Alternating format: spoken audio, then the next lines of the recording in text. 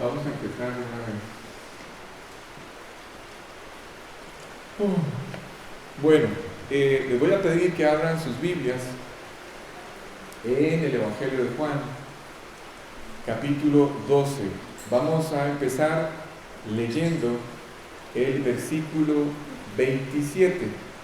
¿Sí? Vamos a empezar a leer desde el versículo 27 y, como les dije hace unos minutos, vamos a enfocarnos, vamos ya a enfocarnos, vamos ya a dirigirnos, ya vamos a llegar al final, estamos a punto de llegar al final de la enseñanza de este capítulo 12, ¿sí? Vamos hacia la enseñanza final de este capítulo 12, y dice así, lo voy a leer yo, dice así. Ahora, lo tienen todos, ¿verdad? Capítulo 12, versículo 27, Evangelio de Juan. Dice así: ahora está turbada mi alma, está hablando Jesús, ¿sí? Y que diré, Padre, sálvame de esta hora, mas para esto he llegado a esta hora. Ok, en este pasaje confirmamos muchos detalles, pero quizás el detalle más importante que podemos confirmar con esto que acabamos de leer es lo que hemos venido viendo, lo que hemos venido citando, mencionando ya desde hace algunas semanas atrás, que Jesús es el único ser que ha nacido para morir, ¿sí? O a ver, lo voy a explicar de otra forma. Jesús, Dios, cuando se hace hombre, Él nace con el único propósito de morir. Es la única persona, el único ser cuyo proyecto de vida es morir. ¿Sí está claro? Así es que lo primero que confirmamos en este pasaje es que Jesús vino a morir, pero voy a leerlo otra vez, porque no se entiende tan fácil, ¿sí? Dice así: ahora está turbada mi alma.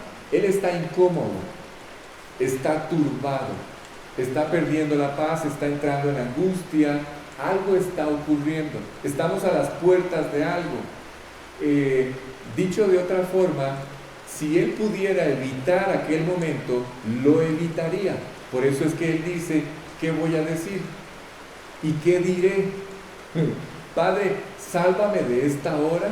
O sea, evítame este momento, no lo quiero enfrentar. ¿Ven?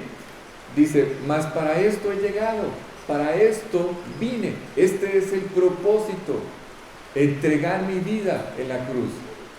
Repito, estamos a 3 días de esto, ¿sí? Entonces, si ustedes le prestaron atención a lo que acabamos de leer, tienen que darse cuenta de algo, tienen que percibir algo.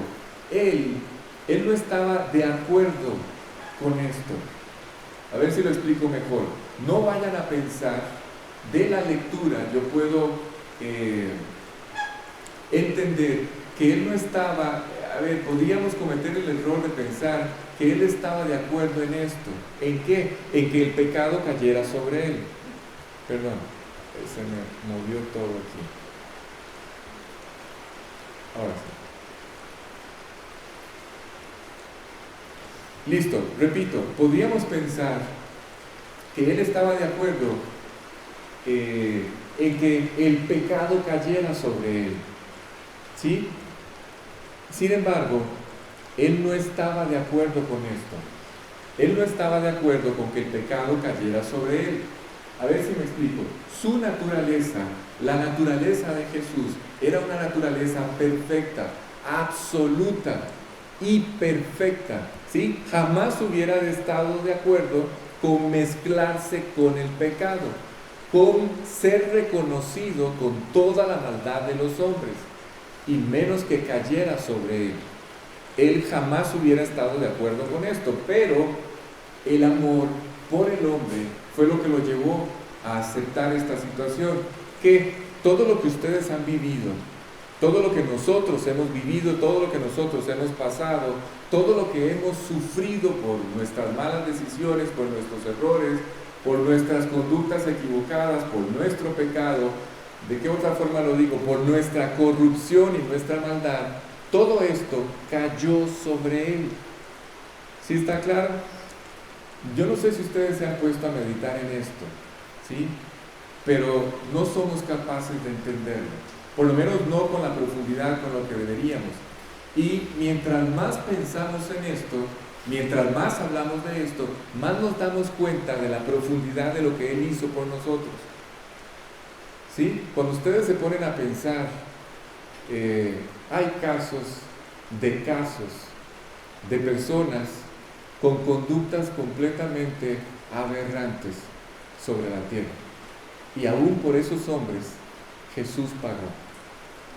Sí, no voy a entrar en detalles porque hay niños, pero les podría citar casos de asesinos en serie, de violadores, de personas con los desvaríos y las conductas más equivocadas que ustedes se puedan imaginar. ¿Sí? Ok, entonces, entre más pensamos en esto, más nos damos cuenta de qué fue lo que Él hizo por nosotros. Y por eso podemos entender la dimensión de lo que implica invitar a Cristo al corazón. Cuando un hombre rechaza a Cristo, escuchen, cuando un hombre rechaza a Jesucristo, en el sentido de que no quiere la salvación que Él alcanzó para el hombre no entiende lo que está haciendo. ¿Sí? No es capaz de entender lo que está ignorando voluntariamente. Cuando él rechaza a Jesucristo, el hombre no entiende lo que está haciendo. El hombre solamente se aventura a una expectativa de juicio enorme. Cuando una persona rechaza a Cristo, cuando una persona no quiere invitar a Cristo al corazón, a pesar de que el mensaje es muy claro, cuando esto ocurre, se cierne sobre la vida de esta persona una expectativa de juicio. ¿Sí? Yo no sé si ustedes entienden esto. Antes de Cristo, esto era lo que nos robaba la paz. Cada vez que ustedes llegaban a sus casas, al final del día, recostaban su cabeza sobre la almohada e intentaban conciliar el sueño, empezaba sus conciencias a reprocharle, a recriminarles y a atormentarlos de todas las cosas que habían hecho mal. ¿Sí? Y esto solamente les confirmaba la dirección en la que iba su vida, su destino eterno final. ¿Sí? A esa expectativa de juicio me refiero. Y cuando hablo de juicio, no va a faltar alguien que les vaya a decir un día: Alex, a ver, siempre hay alguien que hace esta pregunta. Siempre viene al corazón del hombre este cuestionamiento. ¿Cuál? ¿Habrá alguien que pueda hacer algo? ¿Habrá alguien que sea capaz de hacer algo tan grave, una conducta tan equivocada sobre la tierra, que haga que sea merecedor de un castigo eterno? ¿Será esto posible? ¿Sí? Les voy a explicar algo, ¿sí? Para que ustedes puedan no solamente ubicarse ustedes, sino también hacerle entender a las otras personas, por ejemplo, personas que vayan a toparse con esta duda. ¿Cuál es el problema fundamental en esto? Se los voy a explicar. El problema fundamental es que el hombre tiene un concepto de justicia sumamente limitado. ¿Sí? A ver, no, necesito que todos estén aquí. Presten atención, porfa, somos muy pocos. Escuchen, esto es un detalle muy importante. ¿Por qué siempre cometemos el error de juzgar a Dios o de cuestionar las intenciones de Dios? Porque vivimos tenemos un concepto de justicia profundamente limitado. Es tan limitado nuestro concepto de justicia, no encuentro otra forma de decirlo, tan débil, tan limitado, que algunas veces intentamos justificar nuestras acciones y resultamos como inocentes. ¿sí? Pero en el fondo, sus propias conciencias les dan testimonio de que ustedes sí merecen un juicio. ¿Sí está claro? Nuestra conciencia, aún nuestra conciencia no nos permite salir como inocentes. ¿Sí? Entonces, por un lado, tenemos un concepto de justicia profundamente limitado y por el otro, también somos conscientes de que merecemos un juicio y de que todo lo que hemos hecho mal merece un juicio, merece ser juzgado. ¿Sí? Así es que cuando ustedes escuchan hablar acerca de un castigo eterno, el primer error que vamos a cometer es pensar en que ¿será esto posible? Es más, ni siquiera pensamos en esto. De una vez vamos al culpable. ¿Será Dios capaz de condenar a alguien eternamente? ¿Ven? Siempre cuestionamos a Dios. Pero les voy a explicar algo que van a entender perfectamente. Los hombres no se van al infierno por las cosas que hacen. Un hombre no parte al infierno por su conducta equivocada. Un hombre no se va al infierno por lo que hizo, o por lo que está haciendo, o por la forma en la que está viviendo. No es por lo que hace o por los pecados que hace. El hombre se va al infierno por lo que rechaza, no por lo que hace. ¿Sí está claro? Cuando una persona ha escuchado todo el plan de salvación de Dios, cuando una persona escucha la propuesta de Dios para salvarlo, para rescatarlo, para perdonarlo, cuando una persona entiende que Dios pagó por todo lo que él hizo mal, cuando una persona entiende que hubo alguien que entregó su vida y derramó por completo toda su sangre, cuando uno entiende, o el hombre entiende, que lo único que tiene que hacer es aceptar que alguien pagó su deuda, entonces dice la Biblia que el hombre que entiende esto, siendo consciente de esto, lo rechaza. Siendo consciente de esto, rechaza este perdón y esta salvación. Dice la Biblia que ante este hecho ya no queda más alternativa que un juicio eterno. ¿Sí está claro? Cuando un hombre tiene claro en su corazón cómo establecer una correcta relación con Dios, entonces si este hombre rechaza este perdón y rechaza esta salvación, ya no queda otra alternativa. ¿Sí está claro? Pero tengo que añadir otro detalle. Ok, a ver, voy de nuevo. El primer detalle tiene que ver con rechazar el pago que ya se hizo por todo lo que hemos hecho mal. Acabo de decirles que el hombre va al infierno no por lo que hace, sino por lo que rechaza. Ese está claro, ¿verdad? ¿Sí está claro? Ok, el hombre tiene un serio problema, se llama el pecado. ¿Sí? El hombre se encuentra por su pecado separado de Dios. Ok, voy a esperar a que se sienten para que no se distraigan. Y luego retomo. ¿Sí? Esa mesa se las pusimos ahí especial para una familia completa. Ahí alrededor hay más sillas para que puedan agregarla a esa mesa, porque es muy grande. Allá por donde estaban en Marielos también hay sillas verdes, para que puedan sentarse ahí todos cómodos. ¿Listos?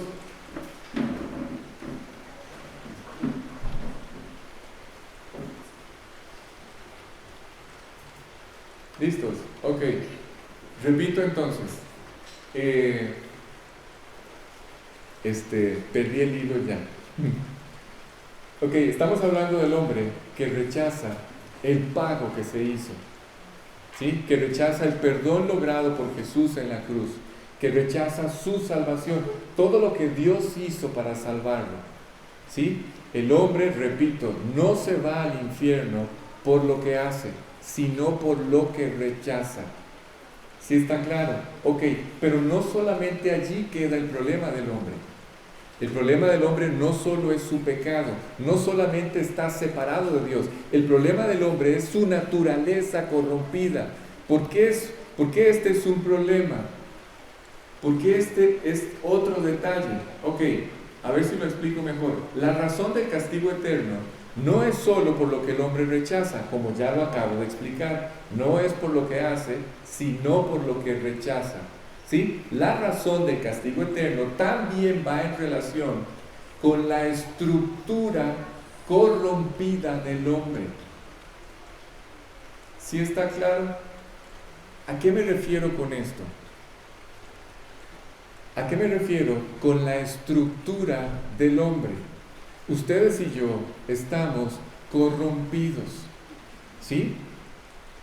Ustedes y yo, y esto lo vemos en todo lo que hacemos, vemos esa naturaleza caída, vemos esa naturaleza desobediente, vemos esa naturaleza rebelde y obstinada en todo lo que hacemos. Esto confirma esta estructura corrompida en todos los hombres. ¿Y por qué esto es un problema? Escuchen, estoy tratando de justificar, o que ustedes aprendan cómo justificar el porqué de un castigo eterno. ¿Sí? ¿Por qué? Porque algunos piensan que Dios no es capaz de castigar a un hombre eternamente, o más bien, no voy a meter a Dios. Algunos piensan que no existe nada que un hombre sobre esta tierra pueda hacer que sea merecedor de un castigo eterno. Aunque acabo de decirles que tenemos un sentido de justicia tan limitado, ¿sí? Y además de eso, nuestra propia conciencia nos acusa y nos confirma que merecemos ser castigados. Aún nuestra propia conciencia. ¿Cómo creen ustedes que Dios va a ver nuestra vida si nuestra propia conciencia ya nos confirma que merecemos un castigo? Ok, entonces, ¿por qué? ¿Cuál es el otro detalle relacionado con este tema de un castigo eterno? La estructura corrompida del hombre. Lo que ustedes y yo llevamos allí por dentro. Eso con lo que ustedes y yo luchamos a diario y que se opone a Dios en todo lo que hacemos.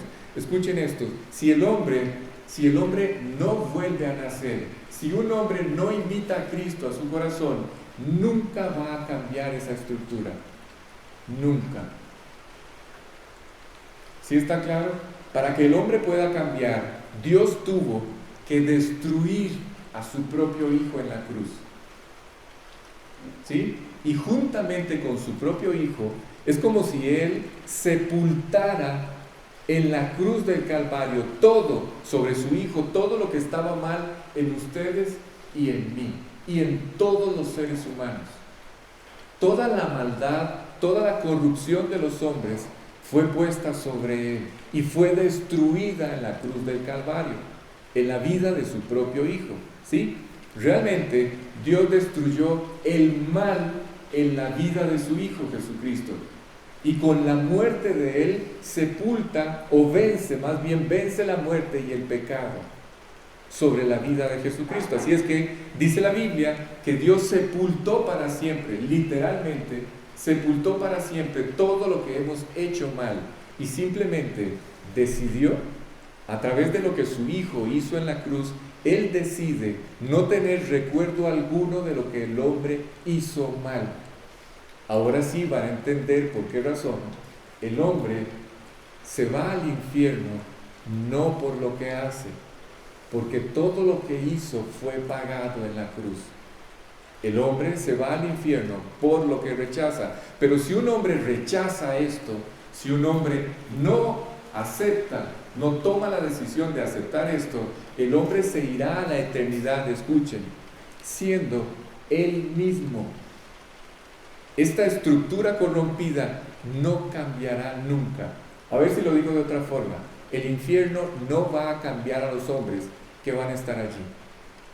Ahora sí queda más claro, ¿sí? Presten atención a esto. El infierno no va a cambiar a las personas. A ver, estoy tratando de justificar algo que no sé si lo estoy logrando. Estoy tratando de justificar por qué el hombre va al infierno primero y después por qué el castigo es eterno. ¿Sí? Y estoy hablando de que el infierno no cambia la estructura corrompida del hombre. Cuando una persona abre sus ojos en este lugar, no va a cambiar. Lo que va a experimentar en ese lugar, que es una destrucción continua, eso no va a cambiar la naturaleza pecaminosa del hombre. El único que puede cambiar el corazón, la esencia del corazón del hombre, es Cristo. Y esto ocurre el día en que volvemos a nacer. Si una persona rechaza a Cristo y muere en esa condición, abrirá sus ojos en el infierno con esta naturaleza que lo va a acompañar toda su vida por toda la eternidad. ¿Sí está claro? ¿Por qué? Porque el infierno no cambia a las personas. Si el hombre se va al infierno en esa condición, pasará toda la eternidad siendo el mismo y por toda la eternidad continuará pecando. ¿Sí está claro? ¿Ahora sí? Ok, ¿qué quiere decir? Ok, vamos a ver. A diferencia de esta vida, lo voy a decir de otra forma. A diferencia de esta vida, aquí en la tierra, cuando ustedes y yo hacemos lo equivocado, cuando ustedes y yo hacemos lo que queremos, muchas veces, es más, me atrevería a decir que la gran mayoría de las veces, no sufrimos las consecuencias que merecen nuestros actos. ¿Sí? La gran mayoría de las veces no vienen las consecuencias que merecen las cosas equivocadas que hacemos. Es más, no pagamos como deberíamos de pagar lo malo que hacemos. ¿Sí? Pero eso es lo que ocurre aquí en la tierra. En la eternidad ya es diferente. La Biblia dice que el hombre que rechaza a Jesucristo va a ir, el día en que muera, a una prisión eterna. Y el hombre en esa prisión eterna seguirá pecando y seguirá recibiendo castigo. Y como él sigue pecando, seguirá recibiendo castigo. Y en términos de la Biblia dice, el humo de su tormento sube por los siglos de los siglos de los siglos. ¿Por qué? Porque la estructura corrompida de ese hombre no cambió. Y el infierno no la va a cambiar. Así es que la diferencia entre la eternidad y esta etapa en la que estamos viviendo temporal es que en la eternidad no se va a permitir, la eternidad en el infierno no se va a permitir que el mal se exprese en contra de alguien más.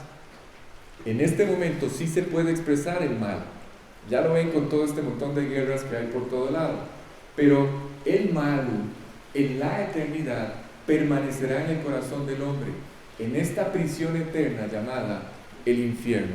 Aunque, les recuerdo, que oficialmente a este lugar, en el libro de Apocalipsis, se le va a cambiar el nombre. ¿Se acuerdan cómo se va a llamar? Finalmente terminará llamándose el lago de fuego. Así es como Apocalipsis llama a este lugar que hoy conocemos como el infierno, ¿sí? Y allí es donde la gente sufrirá una destrucción continua. Yo no sé si alcanzamos a entender esto. Es una destrucción continua. No cesará, no parará. ¿Sí? A ver, Alex, ¿Dios puede permitir esto? ¿De verdad, estás seguro que Dios va a permitir esto? Voy a explicarlo lo mejor que pueda. De ninguna manera Dios quiere que esto ocurra. De ninguna manera Dios quiere que esto pase. Y para que esto no pasara, mandó a morir a su propio Hijo. Así es que, si entre ustedes había alguna duda, espero que ya no la haya. Porque Él hizo todo lo posible, todo lo inimaginable. Destruyó a su propio Hijo. Lo que Él más amaba, lo entregó por los hombres. Eso les confirma a ustedes que Él no quiere que el hombre vaya al infierno.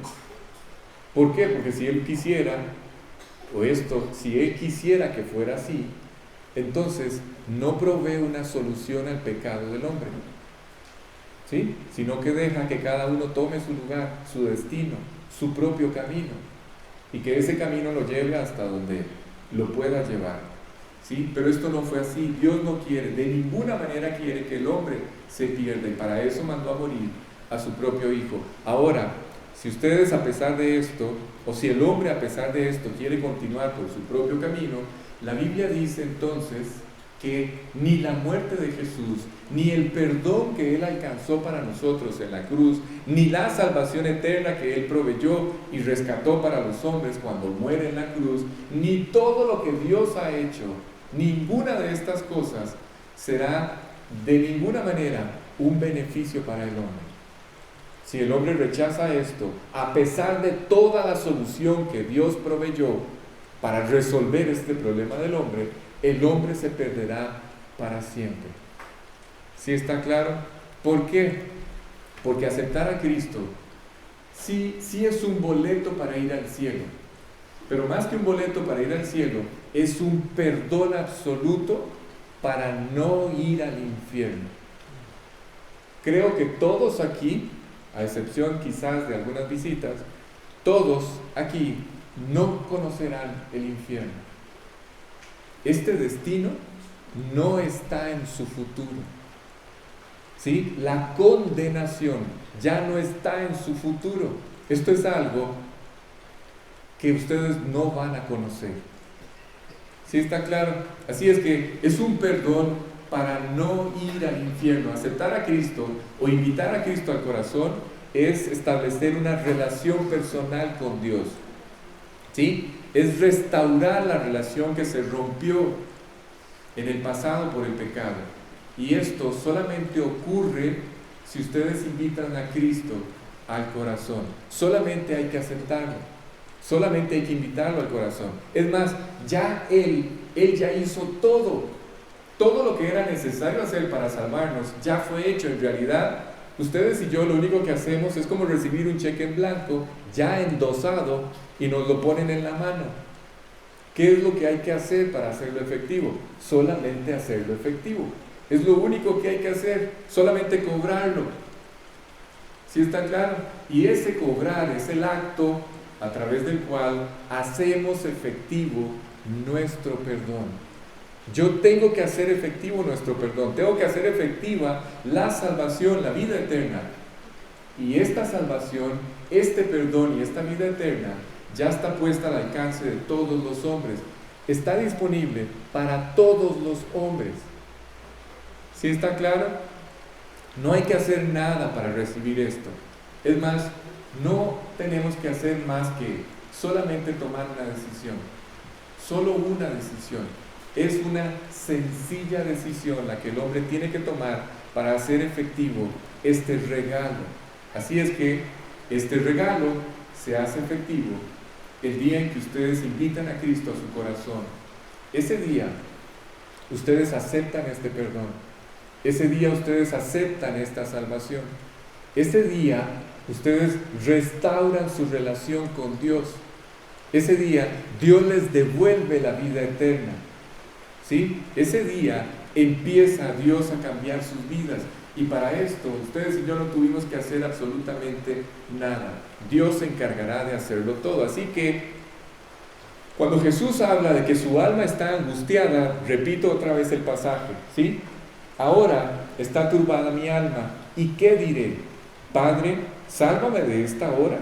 Mas para esto he llegado a esta hora. Les decía que cuando Jesús habla de que su alma está angustiada hasta la muerte, es por la perspectiva o ante la perspectiva de tener que pagar por la maldad de todos los hombres, por el pecado de todos los hombres. Así es que, por supuesto, como Él es Dios, entendemos o empezamos a entender por lo menos que su naturaleza perfecta y absoluta no acepta tan fácilmente que el mal caiga sobre Él. ¿Sí me explico? Pero, sí, es que ahí es peligroso porque está sin agua. Pero el amor de Él por el hombre, escuchen, el amor de Él por el hombre pudo más. ¿Sí? Esta perspectiva, a ver, ahorita estamos viendo una escena. ¿Sí? Es esta escena 3 días antes de la crucifixión. En este momento. ¿Sí? Estamos en una escena espectacular. Estoy a un versículo de llegar a un momento que es extraordinario en la historia. Estamos a punto de oír una voz del cielo, y por eso titulé la charla, la enseñanza esta noche, como la titulamos. ¿Sí? Pero necesito, para que la enseñanza pueda producir el impacto en sus corazones que Dios planeó, necesito que no pierdan un solo detalle. ¿Sí? Esta naturaleza de Jesús perfecta que se está manifestando en este versículo es la misma naturaleza que ustedes ven en la escena en Getsemaní. ¿Se acuerdan? Cuando aparece un ángel y tienen que fortalecer a Jesús, Él está orando y dice que la agonía, la perspectiva, ante la perspectiva de tener que pagar y llevar sobre sí mismo toda la maldad de los hombres, escuchen, los vasos capilares de su rostro se reventaron y empezó a sudar sangre. Creo que ha sido la única historia, el único hombre sobre la tierra que ha pasado o ha vivido esto. Había escuchado de alguien más que por la presión, evidentemente, no es el mismo caso de Jesús. Jesús tiene esta angustia y esta agonía por pagar por la maldad de alguien. Este otro ejemplo de que les estoy hablando es pagando por su propia maldad, que también sufrió este fenómeno donde se revientan los vasos capilares del rostro y empieza a sudar sangre. ¿Sí? Pero esa perspectiva de tener que pagar por todos los hombres, la maldad de todos los hombres, es lo que en este momento él lo tiene incómodo, no lo acepta tan fácilmente que el mal caiga sobre él, pero el amor de Dios por el hombre pudo más. ¿En qué sentido, Alex? En que el amor por el hombre fue lo que finalmente lo va a llevar a la cruz. Es más, es lo que lo confirma en la determinación de pagar por todos los hombres. ¿Sí? Pero especialmente pagar por aquellos que van a tomar la decisión de vivir para Él. No puedo desligar la escena anterior, ¿sí?, que está dando paso a esta escena. Por eso es tan importante que ustedes estén revisando las grabaciones. Para eso está el canal. La escena anterior es la escena de estos griegos, creyentes griegos, personas que Dios ya ha transformado, que llegan con Él para conocerlo más profundamente, y Jesús les propone, ¿se acuerdan qué les propuso? Les propuso servirlo, les propuso convertirse en discípulos, les ofreció un contrato de trabajo, un contrato de servicio. ¿Se acuerdan? ¿Por qué? Porque ellos estaban disfrutando la salvación. Así es que, aunque Jesús muere por todos, muere especialmente por aquellos que creyeron en Él. Es la escena que acaba de dejar. Acaba de tener relación con un grupo de hombres que creyeron en Él y sus vidas cambiaron. ¿Sí? Y en ese momento, este grupo de hombres, este grupo de griegos, acaban de tomar la decisión de empezar a vivir con todo el corazón para Él. Y eso es lo que Él está viendo. Esa es la perspectiva que Él está viendo cuando piensa en la cruz. ¿Sí está claro? Especialmente aquellos que tomaron la decisión de vivir para Él. ¿Por qué? Porque aunque Él murió por todos, no todos disfrutan esta salvación. No todos disfrutan haber establecido esta relación personal con Dios. ¿Sí? Aunque lamentablemente es triste, es muy triste ver a las personas alrededor sufriendo, metidos en una cantidad de problemas por no tomar en cuenta a Dios en sus vidas. ¿Sí? Ok, con todo esto en mente, que fue como el inicio de hoy, de la enseñanza de hoy, con esto en mente, necesito poner en pantalla el versículo 23. ¿Por qué? Porque el versículo 28 que sigue son exactamente lo mismo, se los voy a leer.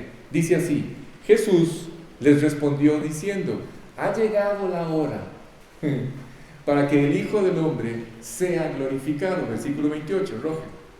Escuchen ahora, el versículo 28 confirma lo que ocurrió en el versículo 23. Dice así: Padre, está hablando Jesús, se dirige al Padre y le dice: Padre, glorifica tu nombre. ¿Ven? Y escuchen lo que pasó. ¿Sí? Presten mucha atención a este detalle porque es maravilloso. Entonces vino una voz del cielo. 2 puntos. ¿Sí? Dice: lo he glorificado. Ya no está hablando Jesús. Ahora está hablando Dios Padre. Es una voz que vino del cielo. Dice: lo he glorificado y lo glorificaré otra vez. En este momento Jesús expresa un propósito.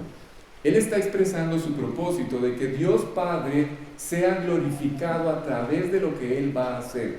Cuando ustedes piensan en glorificar, se piensa o pensamos en exaltar, en ensalzar, en engrandecer a alguien o a algo, ¿sí? Es más o menos la idea que tenemos de glorificar, ¿sí? Pero voy a añadir algo más a este concepto de glorificar que estamos viendo en este pasaje. Entonces Jesús tiene un propósito: glorificar con su vida a Dios Padre, ¿sí? Y la solicitud o la petición de Él es: Padre, glorifica tu nombre. Entonces no pierdan de vista que Él está haciendo una petición al Padre: glorifica tu nombre en mí, ¿sí? Y Dios Padre le responde diciendo: lo he glorificado y lo volveré a glorificar otra vez.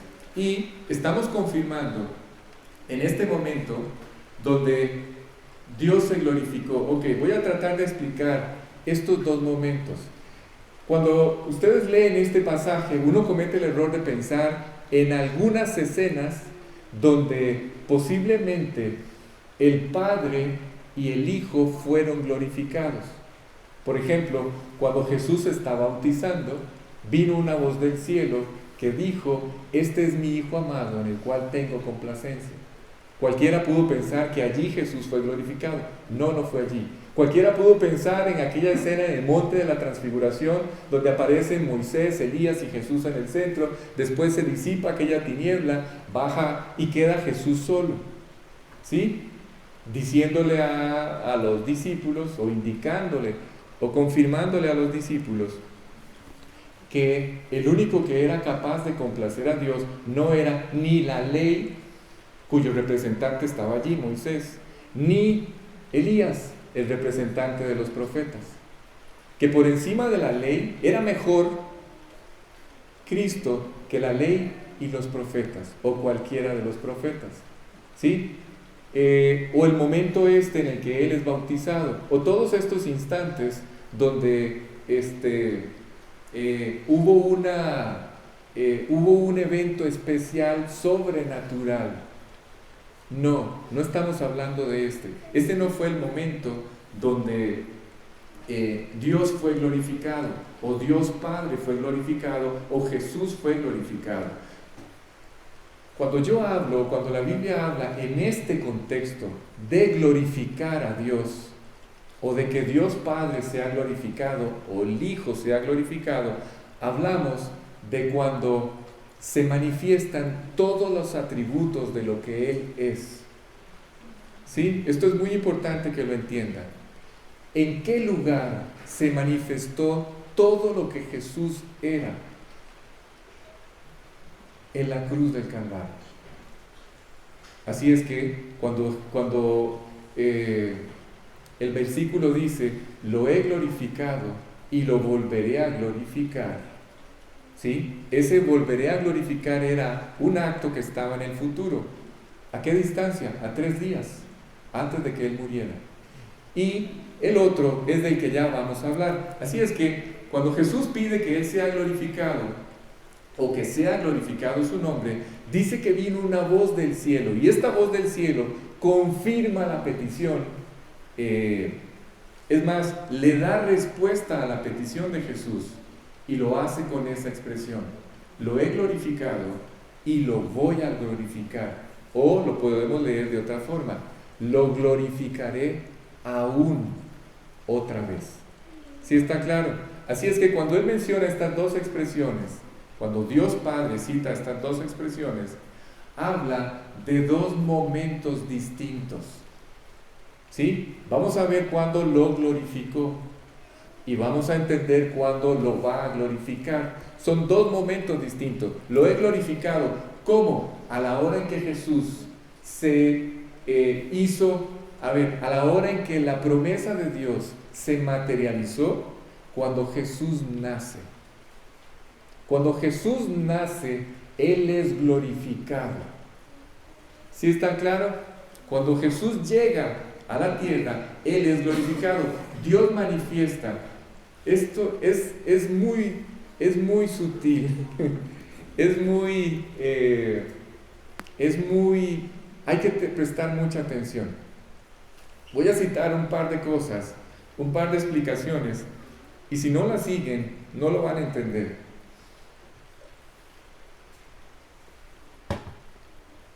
Escuchen esto. Cuando Cristo llega a la tierra, a través de este acto, Dios Padre manifiesta algo hace, algo expresa. Cuando Él llega a esta tierra, ¿se acuerdan el nombre que en el Antiguo Testamento se le iba a dar? Emmanuel. Emmanuel significaba Dios con nosotros, Dios entre los hombres, Dios hecho hombre. ¿Sí está claro? Cuando esto ocurre, Dios manifiesta, expresa de manera absoluta y concreta el amor de Dios y el cuidado de Dios por el hombre. Vuelvo y repito, cuando Jesús nace, cuando Él llega a esta tierra, Dios está expresando su amor y su cuidado por el hombre. ¿Sí? Ahí lo voy a dejar. Pero cuando Cristo va a la cruz, cosa que va a ocurrir en 3 días en el contexto, ¿sí? Este es el segundo momento en donde el nombre del Padre va a ser glorificado otra vez. Y el nombre del Hijo, ya les voy a explicar cómo. Pero cuando Cristo va a la cruz, esta expresión,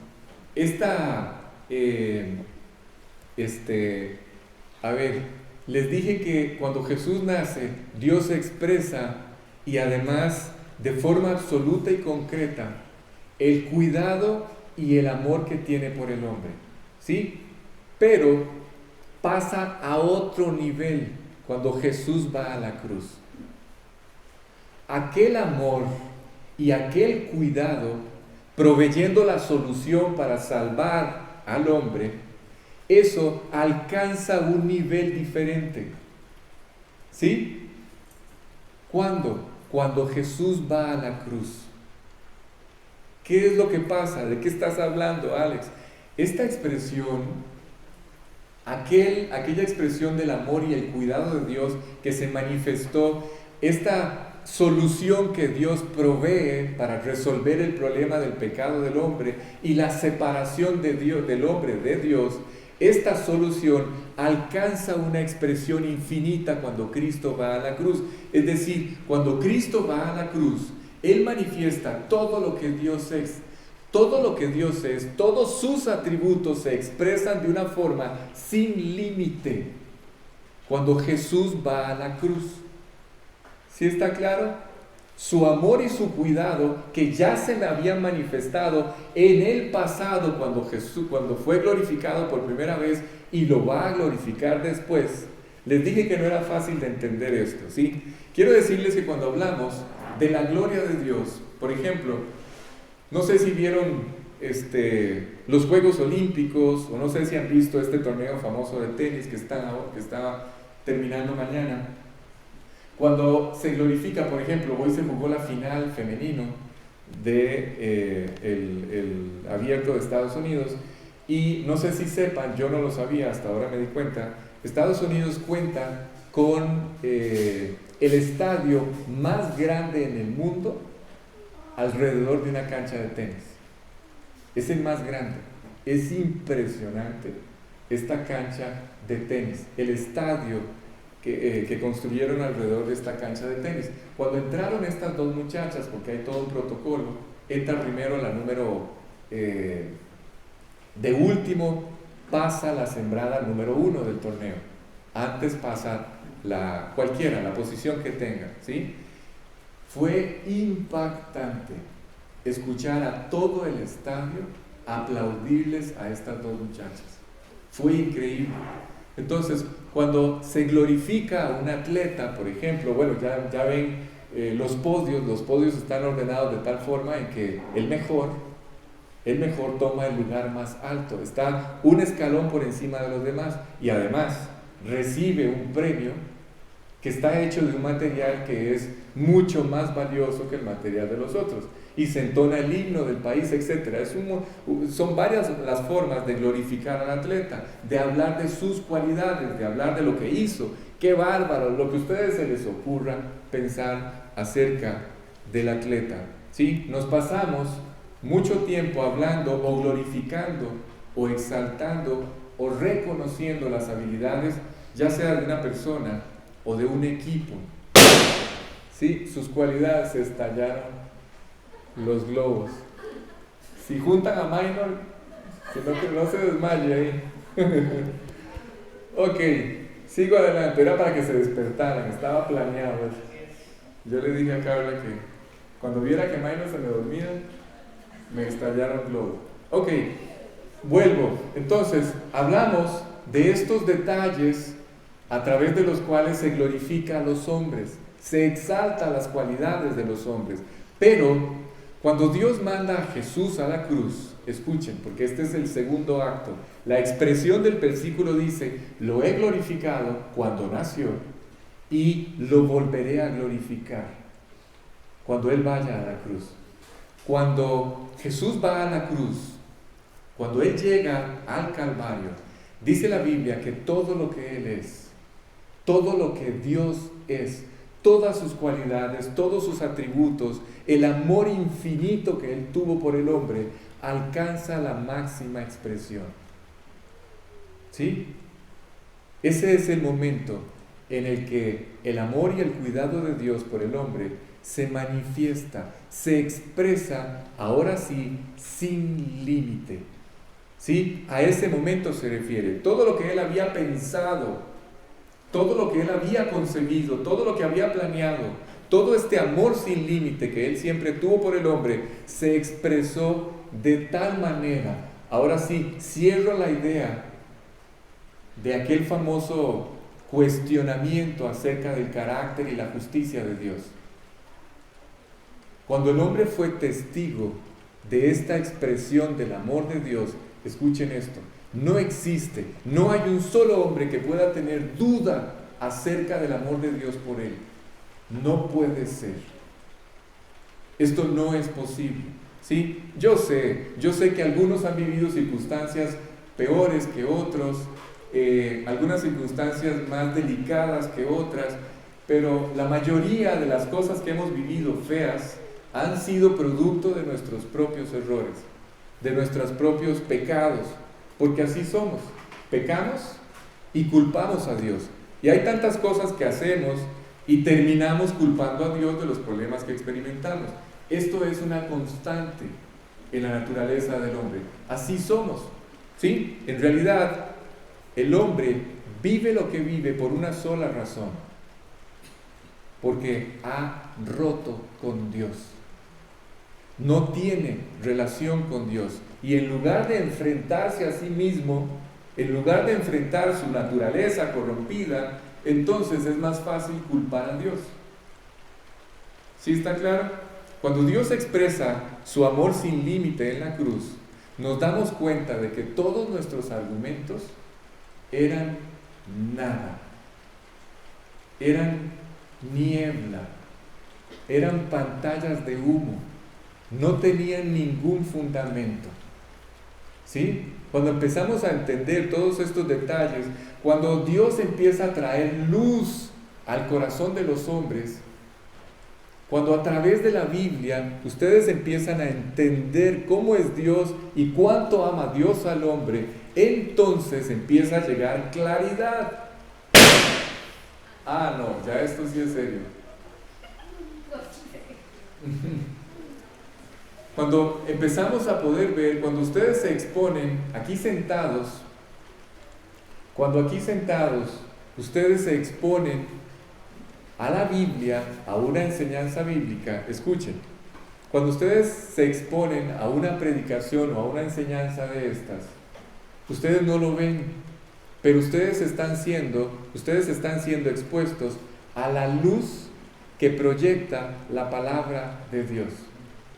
¿Sí? La Biblia es como un proyector que lleva luz a los lugares donde hay más tinieblas en el corazón del hombre.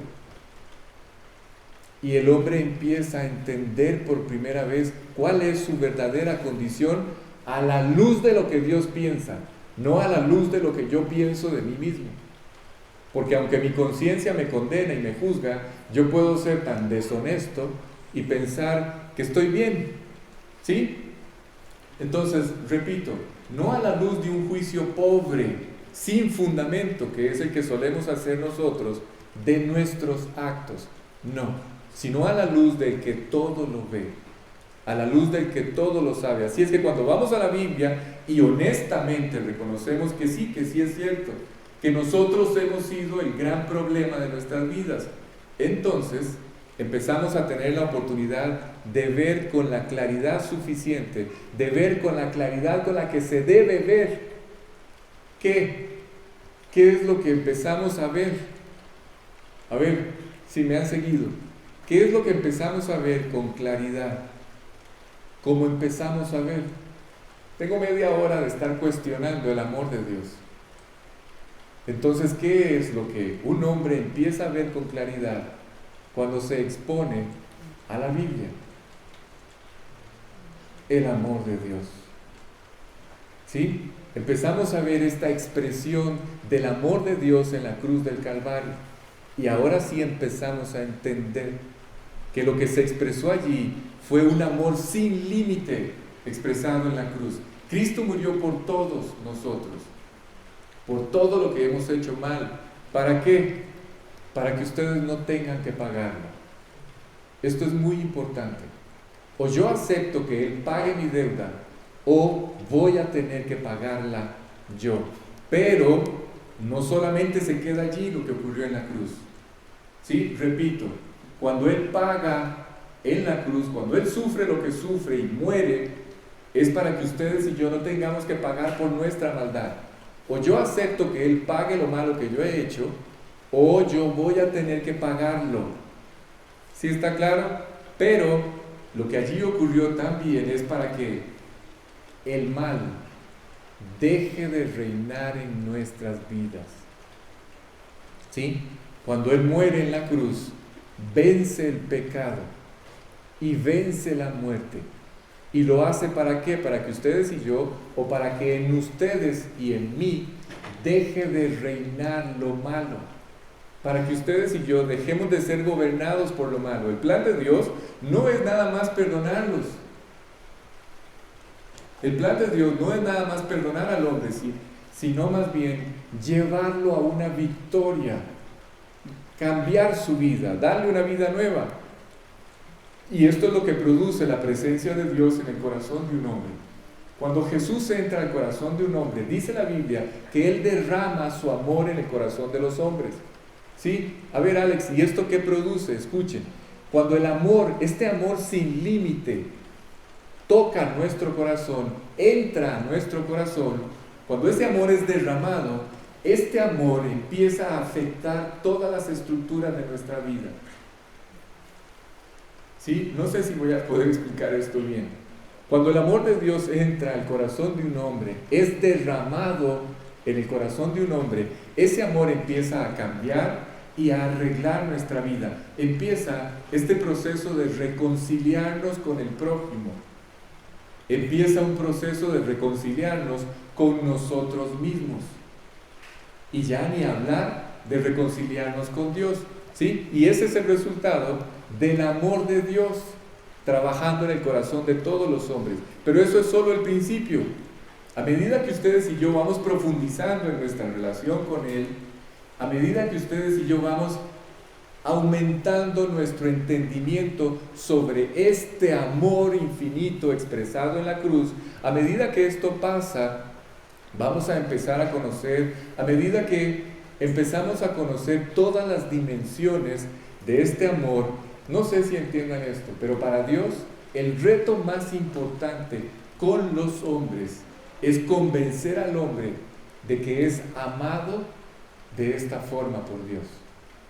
Ese es el mayor reto, el reto más grande. Y el reto más grande que tiene un creyente es conocer este amor que ha sido derramado en su corazón. Y ese amor, vuelvo y repito, se expresó de manera sin límite en la cruz del Calvario. No hemos pasado de este versículo todavía. Así es que cuando este amor inunda nuestro corazón, empieza a pasar algo muy particular en nuestra vida, que empezamos a glorificar a Dios. ¿Sí? Lo he glorificado y lo volveré a glorificar. Ustedes empiezan a dar gracias, empiezan a glorificar a Dios. ¿Saben? Cualquier acción deportiva, cualquier logro, cualquier marca que se rompe, cualquier récord mundial se rompe. Cualquier proeza es superada, tarde o temprano. Siempre los expertos dijeron los récords que este hombre alcanzó no los alcanzará nadie en la historia, y nace alguien que los supera. ¿Sí? Así es que todas estas cosas serán olvidadas y serán superadas, pero lo que ocurrió en la cruz del Calvario, la expresión sin límite del amor de Dios que se expresó en este lugar, ha sido y será siempre, escuchen, la acción, el evento que más ha llamado, que más ha golpeado el corazón de los hombres en toda la historia. Y una vez que un hombre cree en esto, apropia esto e invita a Jesús al corazón, ya no vamos a poder dejar de exaltar a Dios. Ya no vamos a poder dejar de glorificar, y todo lo que hagamos siempre se quedará corto comparado con lo que Él hizo en la cruz. ¿Sí está claro? Ok, así que en esta petición que Jesús hace, ¿cuál? Padre, glorifica tu nombre. El Padre se glorificó, ¿cómo? Ya lo entendimos. ¿Sí? ¿Cómo? Expresando sin límite su amor en la cruz del Calvario, sobre su propio Hijo. Allí fue glorificado el Padre, pero la pregunta es, ¿cómo fue glorificado Jesús? ¿Sí? Escuchen, Jesús fue glorificado cuando Él, o más bien, el Hijo glorifica al Padre cuando Él obedece sin límite hasta la muerte. Por un lado, el Padre es glorificado por lo que entrega a su propio Hijo. ¿Sí está claro? Pero, por el otro lado, Jesús glorifica al Padre cuando Él obedece, y obedece hasta la muerte, y va a la cruz. Esto es impactante, ¿sí? ¿No les parece? Pero ¿saben qué es lo más impactante? Que estas dos cosas que acabo de mencionar se llevaron a cabo por el hombre, por ustedes y por mí. ¿Sí? Esto debe conmover nuestro corazón. El Padre fue glorificado porque entregó no un sustituto, no a alguien de menor rango. Él mismo se entregó. Lo que más amaba entregó. Y aquel que más amaba honró al Padre obedeciendo hasta la muerte. Y todo esto fue por ustedes y por mí. Es más, dicho de otra forma, ustedes y yo somos el objeto del amor infinito expresado en la cruz. Ustedes y yo. ¿Sí? Esto se cree o se rechaza. Ustedes deciden vivir a la altura de la práctica de este conocimiento, o seguir viviendo bajo la culpa de todo lo que han hecho mal. Así es que nada es más importante, repito, que entender el amor de Jesús, porque este amor irá conquistando la duda, la incredulidad, la incertidumbre, todas estas cosas que nos afectan constantemente. Hay muchos problemas que vivimos todos los días y solamente entender el amor de Dios es lo que va a ir limpiando el corazón, ¿sí? Alejando el temor, la inseguridad, trayendo paz, descanso, confianza, seguridad. Es la única forma. ¿Cómo? Dándole espacio al amor de Dios, ¿sí? Dios va a ir cambiando todas estas áreas de nuestra vida que nos afectan y que nos perjudican, que afectan nuestro comportamiento. Ok, pero voy terminando con esta frase. Viene la voz, ¿sí? Vino la voz, dice, devolvámonos, Robert, un momento. Al 28, dice, Padre, glorifica tu nombre. Entonces vino una voz del cielo. Entonces viene aquella voz y vamos a ver qué es lo que dicen las personas que oyeron la voz. Versículo 29, ahora sí, en pantalla, dice, y la multitud que estaba allí y había oído la voz, decía que había sido un trueno. Otros decían, un ángel le ha hablado. ¿Saben que los hombres siempre hemos reaccionado así? A mí me encanta este estudio. Yo no sé si ustedes piensan igual, espero que sí, pero a mí me fascina este estudio. Todos los detalles que Dios nos ha ido permitiendo aprender y entender han sido maravillosos. La verdad que sí. ¿Por qué? Los hombres siempre reaccionamos así. Yo nunca había pensado en este pasaje, siempre lo leía y yo decía, una voz del cielo. Seguramente solo Jesús la pudo entender. Seguramente fue una conversación entre Dios Padre y Dios Hijo. No, no fue así. Fue una voz audible y perfectamente entendible. Fue clara. ¿Sí? Entonces, si esto es así, ¿por qué razón la confundieron con un trueno o con la voz de un ángel? ¿Nunca se han preguntado esto? Yo nunca lo había hecho, ¿sí? Pero vamos a estudiar esto. Los hombres siempre reaccionamos así. ¿Cómo? Siempre tenemos esta reacción hacia la palabra de Dios. ¿En qué sentido? No es fácil. No es fácil esto. Escuchen, hay demasiada evidencia súper contundente de que la Biblia es la palabra de Dios. Demasiada evidencia. Sin embargo, aunque yo les pueda decir lo que sea, lo que pueda decirles, la mente humana, escuchen, el corazón del hombre, la mente del hombre, siempre está a la defensiva. Siempre. El hombre siempre se resiste. El hombre siempre tarda en que esta verdad conquiste su corazón. Y lamentablemente, la tentación es hacer esto, buscar argumentos. ¿Por qué? Porque si yo encuentro un argumento, entonces eso no me va a comprometer con Dios. ¿Sí? Presten atención, vamos a explicar todavía más esto, pero no olviden este compromiso. ¿Cuál compromiso? Si la Biblia es la palabra de Dios, esto me compromete. Pero si yo encuentro un error en la Biblia, entonces no tengo ningún compromiso. ¿Sí? Mantengan eso allí.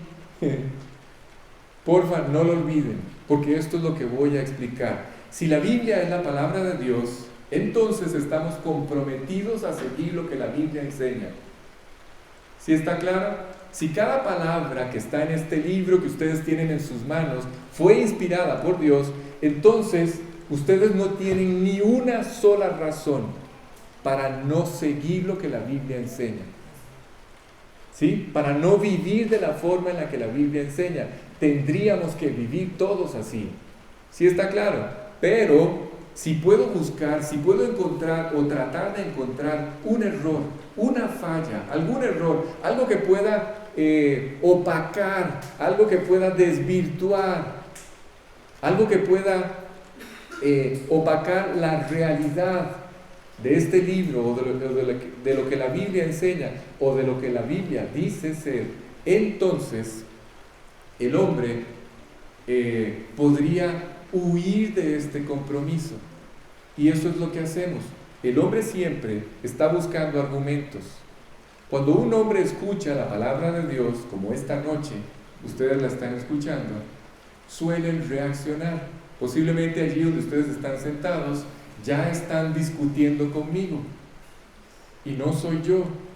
Yo solamente estoy presentando la palabra de Dios, lo que la Biblia enseña. Pero ustedes allí podrían estar escuchando, debatiendo, cuestionando, reaccionando, de la misma manera en que lo está haciendo esta multitud. Vuelvo y repito, dice, la multitud que estaba allí y había oído la voz decía que había sido un trueno y otros que había sido un ángel.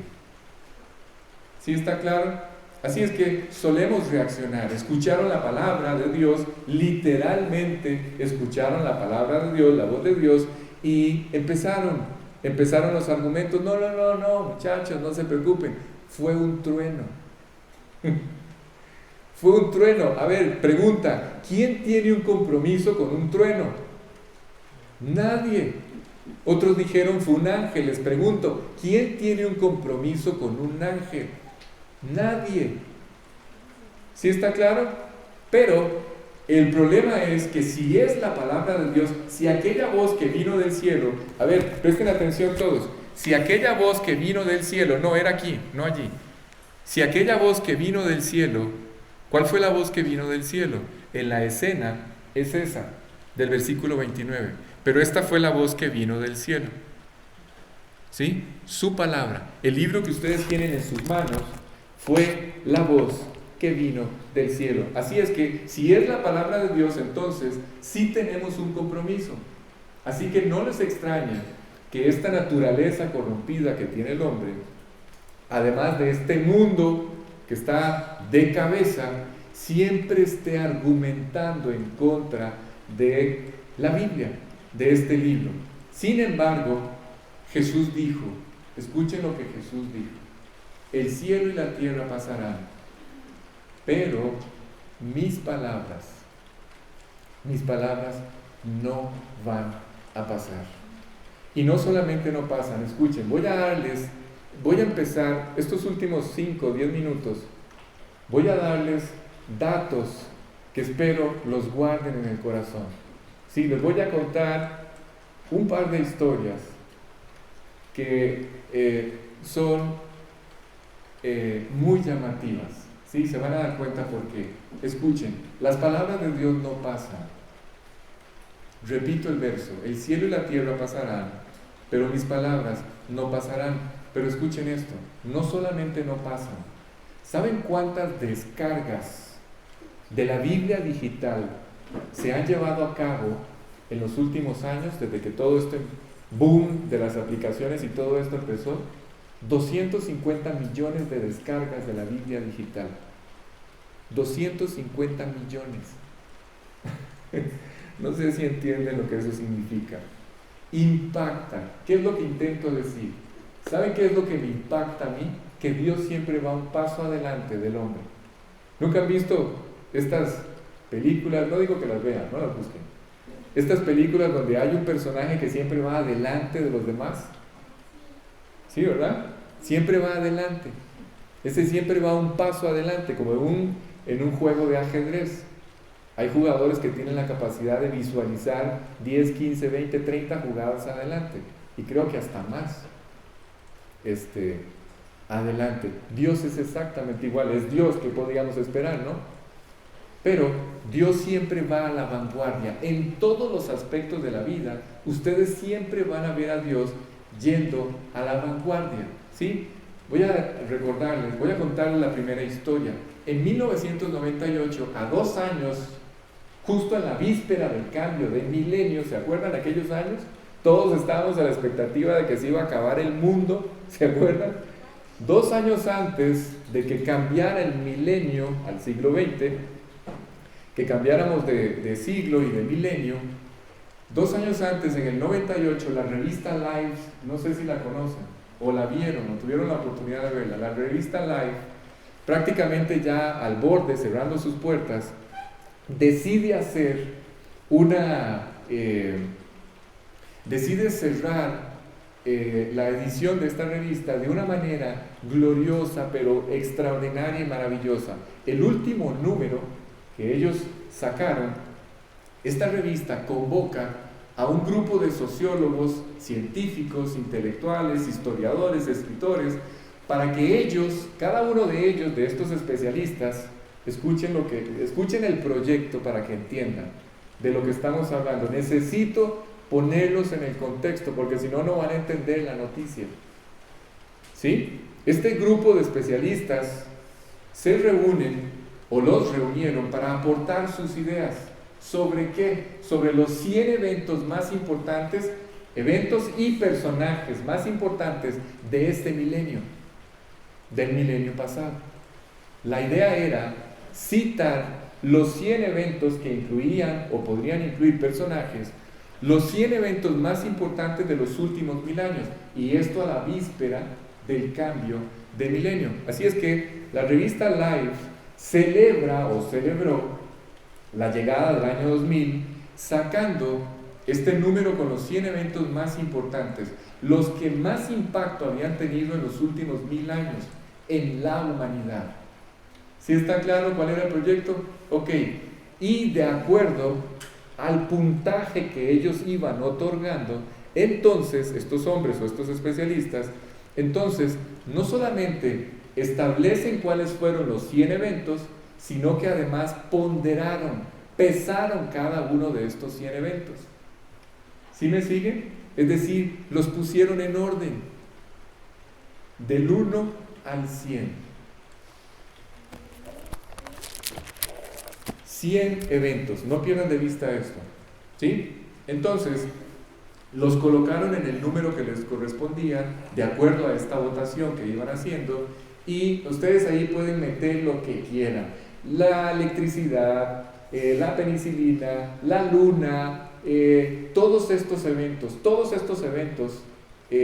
fueron citados allí, el descubrimiento de América, todas las cosas que ocurrieron en estos anteriores 1000 años. Pero, ¿saben cuál fue el evento número 1 en la historia de estos últimos 1000 años? Fue un evento que tenía dos aspectos, ¿sí?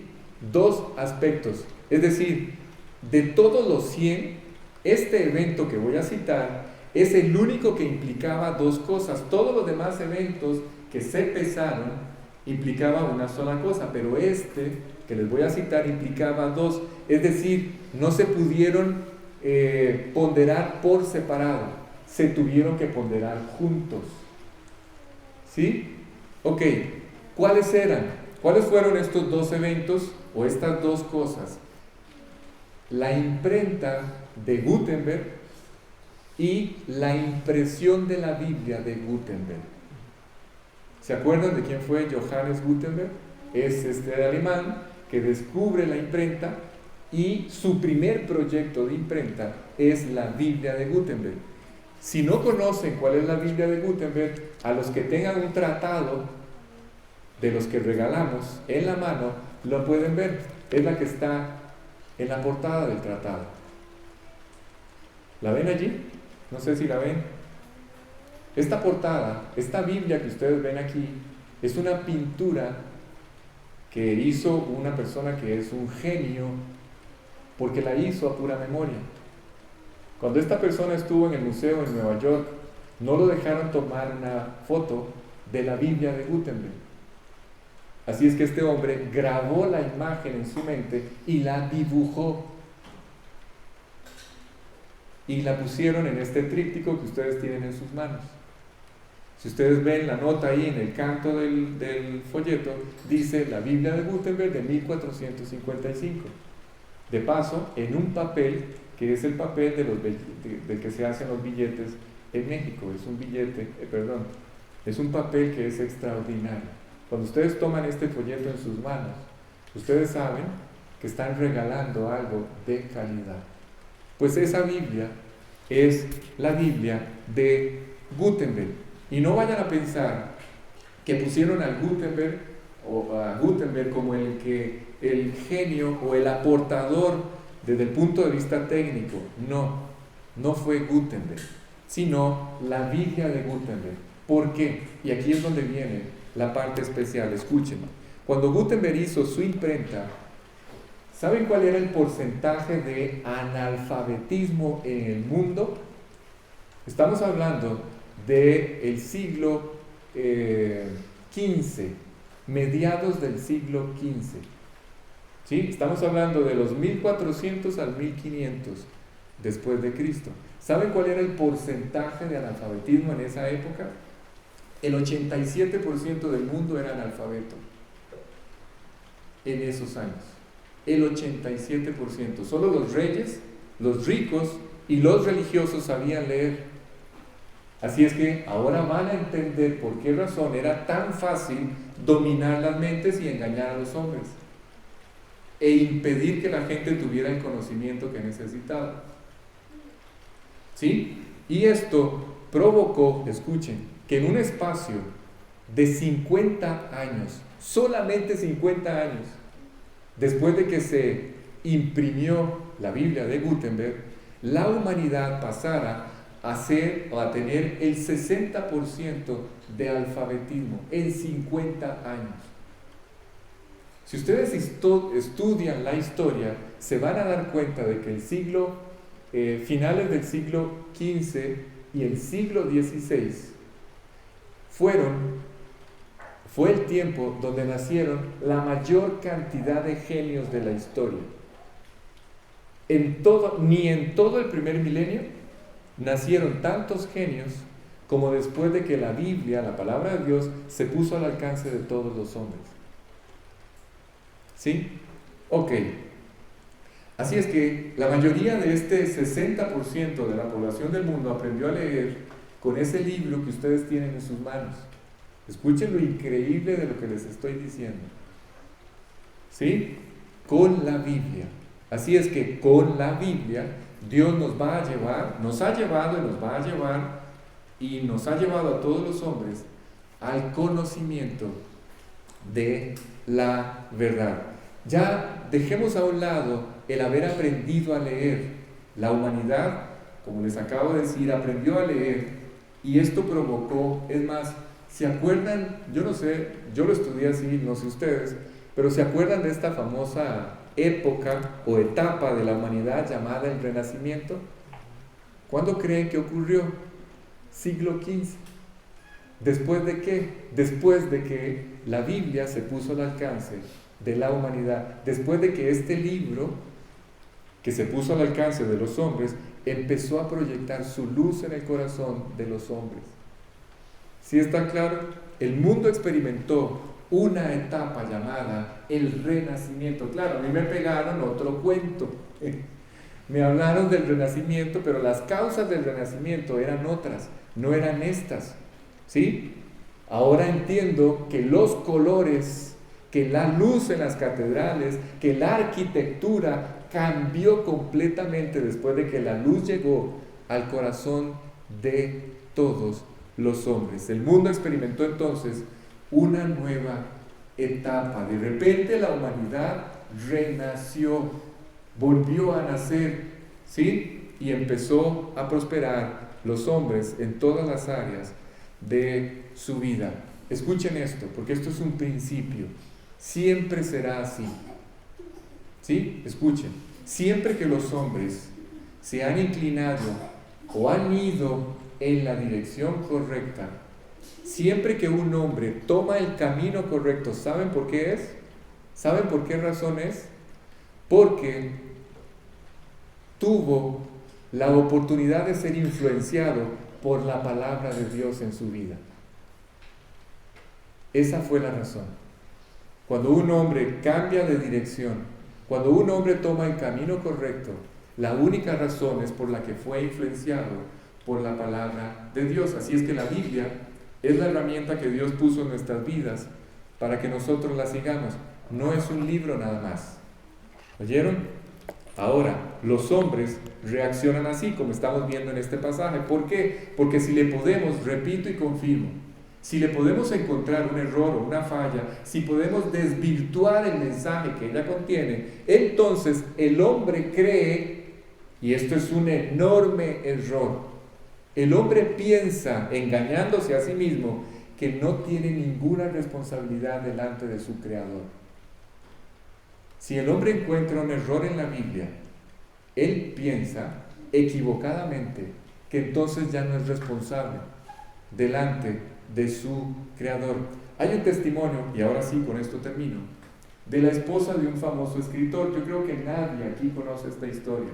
Hoy la van a conocer por primera vez. Esta mujer era una mujer creyente, era la esposa de un escritor, aquí hablando de un amigo que tengo escritor también ahora, Domaro. Esta mujer, ellos vivieron allá por el siglo XIX, principios del siglo XIX. Esta mujer era una mujer creyente, su esposo, el escritor, era un incrédulo, pero este escritor, que era incrédulo, tenía un detalle en su vida. Tenía un amigo, que no sé si era un amigo, tenía un amigo que lo influenciaba. Este hombre se dedicaba, escuchen, se dedicaba a viajar por todos los estados de Estados Unidos, tratando de destruir la deidad de Jesucristo. Eso era lo que él hacía, este hombre. Y ese hombre era amigo del escritor, ¿sí? Y era una muy mala influencia, y su esposa lo sabía. La esposa del escritor escuchó que su esposo iba a hacer un libro. Escuchen, ¿sí? Esto es clave en la historia.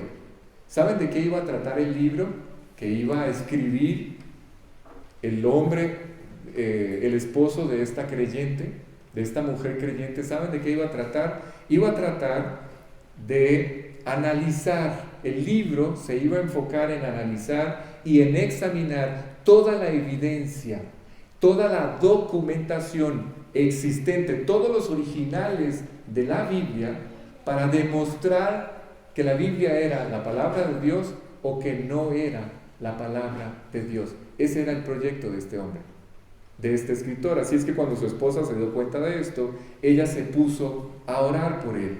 Y este hombre empezó a estudiar, escuchen, este hombre empezó a estudiar los documentos originales de la Biblia. ¿Sí? Un día, en otra reunión, podemos hablar de toda la evidencia que hay acerca de la Biblia. ¿Cómo fue que se originó ese libro que ustedes tienen en sus manos? Se van a ir de espaldas cuando escuchen la evidencia que hay detrás de este libro. ¿Sí? Este hombre empezó a estudiar los originales de la Biblia, buscando, repito, destruir la veracidad de la Biblia. ¿Y saben qué pasó? En lugar de destruir la Biblia, este hombre se convirtió. Buscando destruir la Biblia, este hombre volvió a nacer espiritualmente. ¿Sí está claro? E hizo, escuchen ahora sí, creo que ya lo van a conocer, él hizo un famoso libro que, por cierto, es un bestseller en los Estados Unidos. Es más, creo, sin temor a equivocarme, que es, después de la Biblia, el segundo libro más leído en los Estados Unidos. ¿Cuál libro es este? Se llama Ben-Hur. Y el escritor del que estoy hablando, del que les estoy hablando, es Lewis Wallace. Así se llamaba él. Ben-Hur es la novela que este hombre hizo. No sé si han visto la película, ¿sí? Si uno es creyente, uno se queda con la duda de qué es lo que el narrador o el escritor o el productor, qué fue lo que quiso dar a entender. Esta es la novela. Y este hombre, cuando este hombre se convirtió, Lewis Wallace, la primera conferencia que él dio después de su conversión, les voy a citar literalmente las palabras que usó. Escuchen. Él dijo esto. Comenzó así la conferencia diciendo esto. Él dijo: no solo he comprobado que la Biblia es la palabra de Dios, sino que también he aceptado a Jesucristo como mi Salvador personal. Esto fue lo primero que Lewis Wallace dijo cuando se convirtió. Y él hizo esta novela, que ¿qué es lo que describe la novela? Describe la conversión de Lewis Wallace. Eso es lo que la novela describe. Cómo Lewis Wallace, todos los detalles de su vida antes de su encuentro personal con Cristo. La conversión de Lewis Wallace. Este se convierte o se convirtió en un bestseller también. Pero la película, no sé si saben, llegó a ganar 11 Óscares. 11. ¿Sí? En otras palabras, esta novela es la novela de su propia conversión, donde él, Lewis Wallace, es el famoso príncipe judío Ben-Hur que necesitaba encontrarse con Cristo. Esa es la historia. Así que los hombres, estos hombres, ahora sí, vuelvo a la escena, estos hombres escucharon la palabra de Dios y trataron de desvirtuarla. Y Jesús confirmó cuál era el propósito por el cual había venido la voz. Con esto termino. Versículo 30, Roger. Escuchen cuál es la razón. Cuando aquella voz vino, cuando esta voz vino, Jesús confirma inmediatamente por qué razón vino la voz. ¿Sí? Escuchen. Respondió Jesús y dijo, ¿a qué respondió? A las declaraciones de la multitud que decían, no es un trueno o es un ángel. ¿Sí? A eso Jesús replicó lo siguiente, escuchen. Respondió Jesús y dijo, no ha venido esta voz por causa mía, sino por causa de vosotros. ¿Sí está claro? A ver, no sé, ¿cuántos de ustedes tienen claro que la Biblia no representa un negocio para Dios?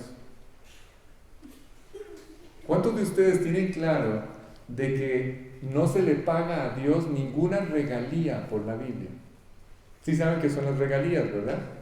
El dinero que el poseedor de un derecho o de un producto cobra para que se use ese derecho o ese producto. Regalías. ¿Sí? A Dios no se le pagan regalías por el uso de la Biblia. Si ustedes quieren hacer una Biblia como esa que ustedes tienen en sus manos, los derechos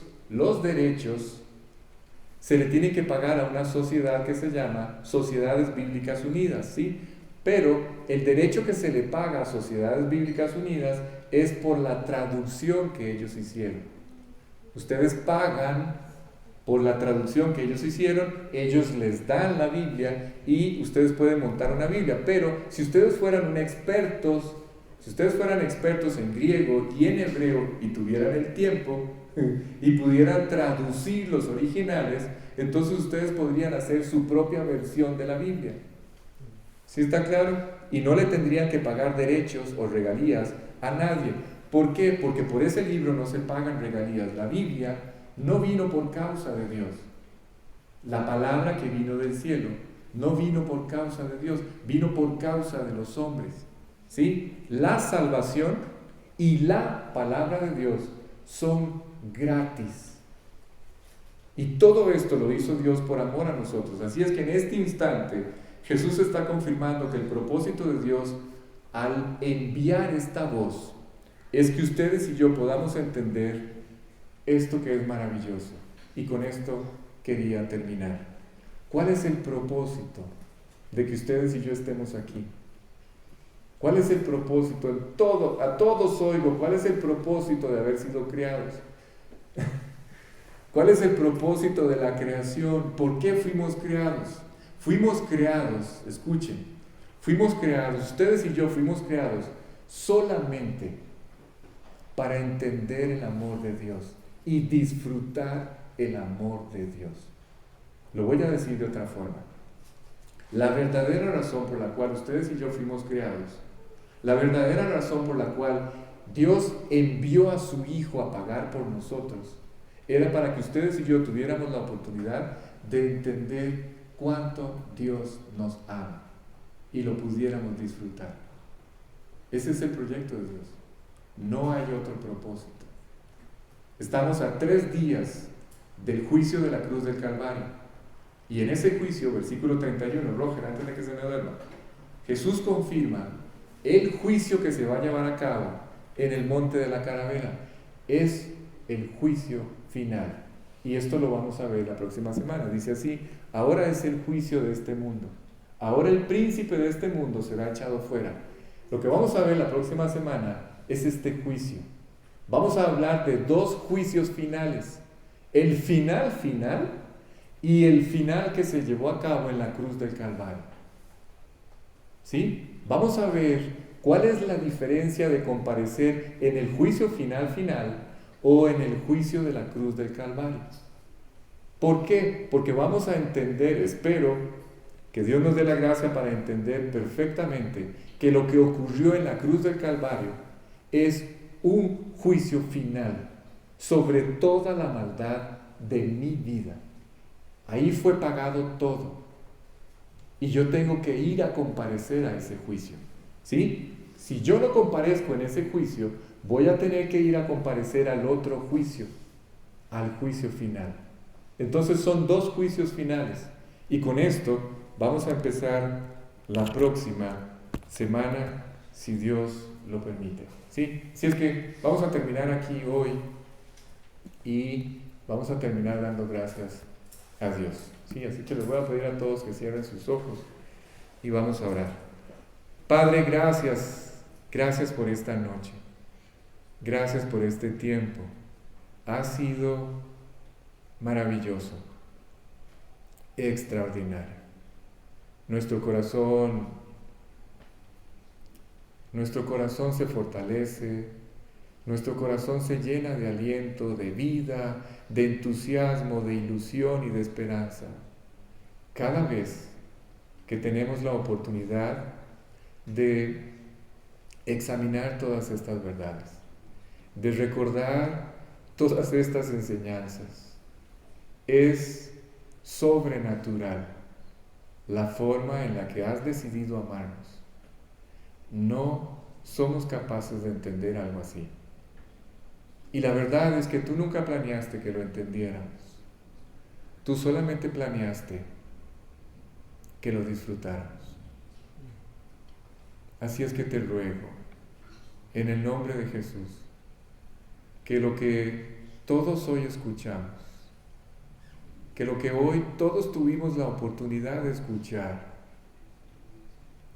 nos haya permitido entender con mayor profundidad las dimensiones de este amor. Apenas y estamos empezando a dar los primeros pasos y entender lo que esto significa. ¿Cuánto nos amaste? El hecho de tener este libro en nuestras manos ya por sí solo es un verdadero milagro y solamente nos confirma cuánto nos amas. Porque tú no quieres que andemos a la deriva.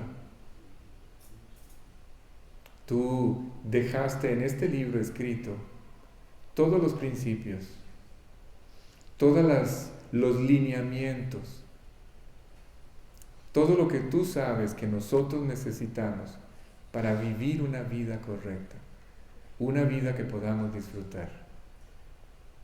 Pero como si esto no fuera suficiente, como si esta voz que vino del cielo no fuera suficiente, entregaste lo que más amabas por nosotros.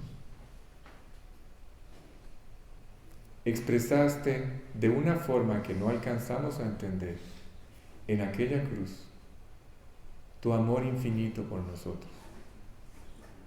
Y cuando este amor, cuando podemos creer en este amor, y este amor entra en nuestro corazón, en nuestra vida, es tan poderoso que cambia nuestra vida. Es tan poderoso que cambia nuestro corazón. Es tan poderoso que nos da una vida nueva. Y aparece por primera vez en nuestra vida una seguridad, una certeza absoluta al interior del corazón de que ahora hemos sido perdonados, y no solo perdonados, sino de que ahora nuestro destino eterno es el cielo contigo. Hay evidencia y hay una confirmación casi constante al interior de nuestras vidas de que esto es así. Tu palabra así lo enseña y nos lo confirma. Así es que te ruego que nos permitas a todos poder disfrutar, poder vivir a la altura de este conocimiento. Que esto pueda afectar en nuestra vida diaria la forma en la que pensamos, la forma en la que hablamos, la forma en la que reaccionamos. Que esto pueda alejar para siempre de nuestro corazón la duda, el temor, la incertidumbre, la soledad, todas estas cosas que afectan nuestra vida a diario y que tú quieres limpiar y borrar y desaparecer de nosotros. Por favor, gracias por escucharnos. Y todas estas cosas te las hemos pedido en el nombre de Jesús. Amén. Bien, creo que hay algunas cosas para disfrutar ahí en la mesa, para los que se quieran